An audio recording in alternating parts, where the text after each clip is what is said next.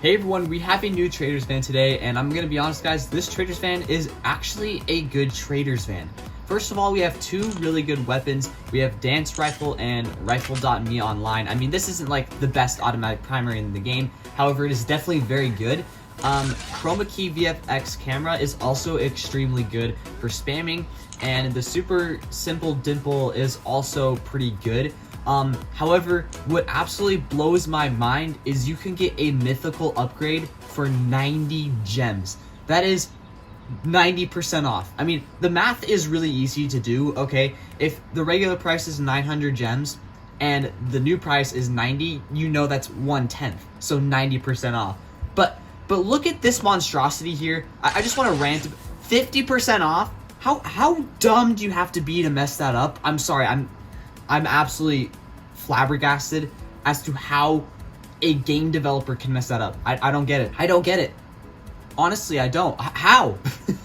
I'm so salty about that, and it's not even funny. However, guys, I do actually recommend you buy this whole Traders van simply because the mythical upgrades are 90 gems. So that is an absolute steal. If a regular upgrade is normally 900 gems, definitely buy those just because you're getting so much value for your gems right there. But of course, I'm gonna actually review these two weapons at legendary, and yes, Dance Rifle is typically legendary. However, I actually have mine at mythical because I think it came in a mythical van one time, so this will be reviewed at mythical, and this is probably the main weapon you guys will be getting. So without further ado, let's get into the video.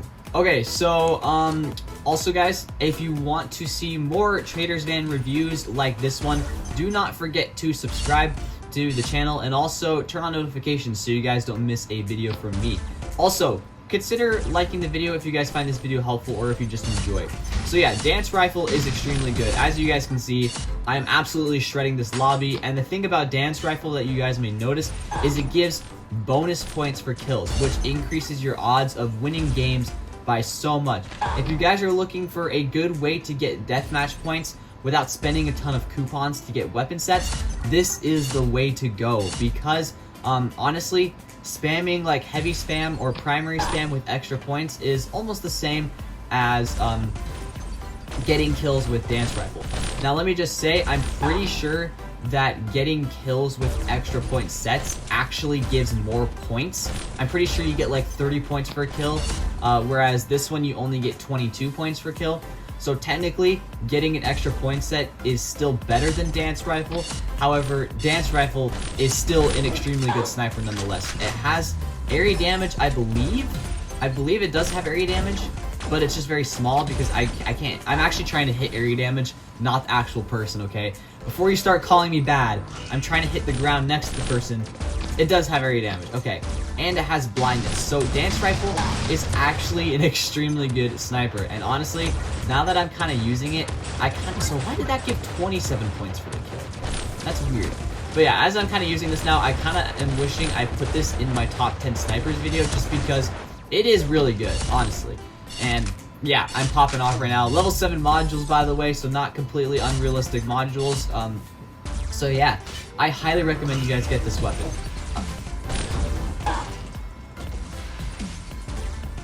There's like some kind of a what the heck was that? Okay, so I think I've probably shown enough Dance Rifle gameplay to convince you guys Dance Rifle is 100% worth getting, especially if you get a free 90 gem mythical upgrade.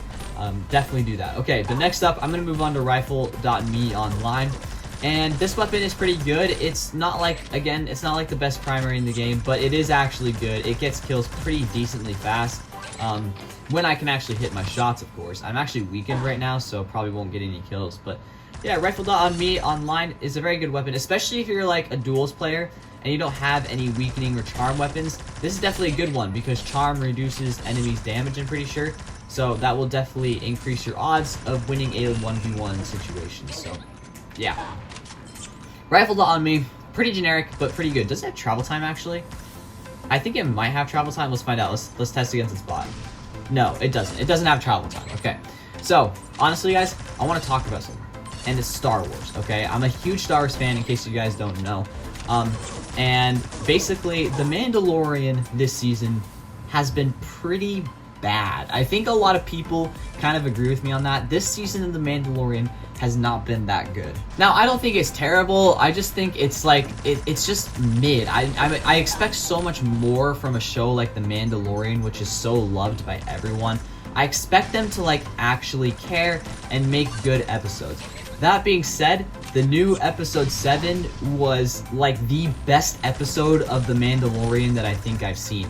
It was like true Mandalorian. It was like how Mandalorians should be, and so to see that in action and see like the plot actually evolve so much in one episode was so refreshing, and it was honestly such a banger episode, and I loved it. And along with the Ahsoka trailer, The Mandalorian is teasing at Thrawn. Grand Admiral Thrawn. If you guys don't know, that's what my skin and my name are based off of. Grand Admiral Thrawn is by far my favorite Star Wars character. And yes, that is acknowledging that Darth Vader exists, and you know, everyone says like Darth Vader best villain. I'm not saying he's a bad villain. I'm saying Thrawn is a better villain. Dude, Thrawn is just the best. So, The Mandalorian and the Ahsoka trailer have now teased at Thrawn, and, you know, even the Ahsoka trailer showed Grand Admiral Thrawn, and I'm, like, absolutely stoked. That being said, watching this season of The Mandalorian has gotten me worried that they are about to absolutely tank Thrawn's character. If so many people love The Mandalorian and the aspect of the show, and yet they still make it mid, I have a feeling, you know what, they're probably gonna ruin Grand Admiral Thrawn for me. Why is this so hard to say? And I am absolutely, I don't want it to happen. So I actually have a theory that that explains, I don't know. Thrawn's such a complicated character, and I don't actually want to continue talking about this because the game's over, and I lost. Dude, the entire lobby just left. There were like 8 people in that lobby, and they all just left. What the heck, bro? So I'm actually going to move on to the super Dimple thingy, and I'll do ChromaKey in Pool Party, because that's probably the best map to use ChromaKey. And so for now, I'm going to use this weapon. And this weapon, like I said earlier, is pretty good. I'm pretty sure it's about like a 2-shot most of the time, with pretty good area damage. So yeah, anyways, back to what I was saying. I have a theory that Thrawn is not going to be the main villain in Ahsoka, and that he might actually be teased or shown in the next week of The Mandalorian. And here's why. Okay, so I have read all 6 books of Thrawn, the canon Thrawn books, okay? I read the Thrawn Ascendancy series. Actually, I still have like, I think maybe 1 or 2 chapters left in the book, the last book of the Ascendancy series. But then also, I read the Thrawn, Empire trilogy, and I even read the Thrawn Heir to the Empire trilogy. So that one's not canon, and he's actually a villain in that one, whereas in the Thrawn canon books, he's actually sort of the hero. So yeah, I think that Thrawn is not going to be the main villain, and here's why. He's way too smart to just want to go to war against the New Republic, especially when he's more loyal to his Chiss people. He's way more loyal to his Chiss people than his Empire. So if he sees that, like, the Empire is falling and there is no, I don't know, there's just no hope for the Empire, I don't get why he would want to go to war with the New Republic. It just doesn't make sense to me. Also, if you don't know, the Chiss race does not believe in preemptive strike, which basically means you don't go to war against someone unless they go to war against you. So it's like, for him to just want to go to war for no reason other than like conquering is not his strategy. It's not him. And so it wouldn't make sense for him to just want to go to war, especially when now he is the top dog. It just does not make sense to me. So I don't think that he's going to be the main villain. However, Moff Gideon is currently like probably the leader in arm or like warring, I don't know, against the New Republic. So it wouldn't surprise me if Thrawn came in and actually battled Moff Gideon. It wouldn't surprise me. I think that'd be absolutely insane to see. And now you guys are probably wondering, well, okay, it makes sense now that Thrawn probably wouldn't be the main villain because of his character. But then who would be the main villain? The Grisks. So the Grisks in the books are this super elusive race of people that essentially brainwashes other races and enslaves them to their own purpose. And they are extremely powerful. And Thrawn has beaten them twice, but he still doesn't know a lot about them. And so it would make sense after the Empire, the Chiss, and the New Republic are so weak for the Grist to come in and want to take over everyone. And that's where Thrawn would come in and use his smartness to go, okay, well now that I'm like the top dog here, I'm going to unite the Chiss Ascendancy, the Empire, and the New Republic against a common enemy here. And I know that like the Empire is technically supposed to like turn into the First Order or something. However, in the books, in the non-canon books, Admiral Pelion, who is also another top dog, actually wants to make peace with the New Republic. So him paired with Thrawn, who are like the two top dogs, it just makes sense for like, I don't know, it makes more sense just based on people, the character of these guys, to want to like make peace and unite against a common enemy. I know I've talked so long about this, but I'm such a big fan of Thrawn that I need to talk about this. And I'm sure there's a lot of Star Wars fans in the Pixel Gun community, at least in the Discord there are. So I'm sure someone can appreciate this. But okay, now you guys can see that this heavy weapon is actually really good. So I'm going to move on to a pool party match and we'll test out the camera. So yeah, let me know what you guys think about that theory in the comments if you guys are like on board with anything Star Wars. I kind of want to know people's thoughts, honestly. Especially like if I missed some major announcement that said like specifically Thrawn is going to be the big bad in Ahsoka. Let me know so I'm not just like saying a bunch of random crap, okay? But yeah, that being said, I really think that Thrawn will not be the main bad guy. It just doesn't make sense to me. It just doesn't make sense. It's just not his character. And I'm not just saying that because like, oh, I'm such a Thrawn fan, I've watched Rebels. No, it doesn't make sense based on the 9 books that I've read about him. So it's like, I think I'm more than justified to make that opinion. But yeah, Thrawn, such a cool character, and I cannot wait to see him in live action. And it's played by his voice actor, or Thrawn is played by his voice actor, so someone who knows the character well, so that should be pretty cool.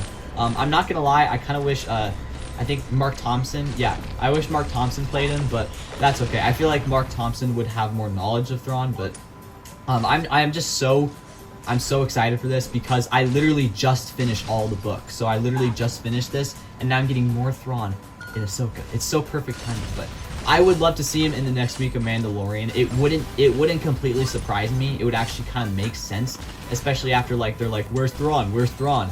And after like after Moff Gideon was like, yeah, where is Thrawn? He's nowhere to be seen. He's leaving our empire in the dust. It makes sense for him to just show up and poop on Moff Gideon. It just makes sense. So, yeah, I don't know. Probably should stop talking about this, especially because I know not all my fans are like big Star Wars nerds like me.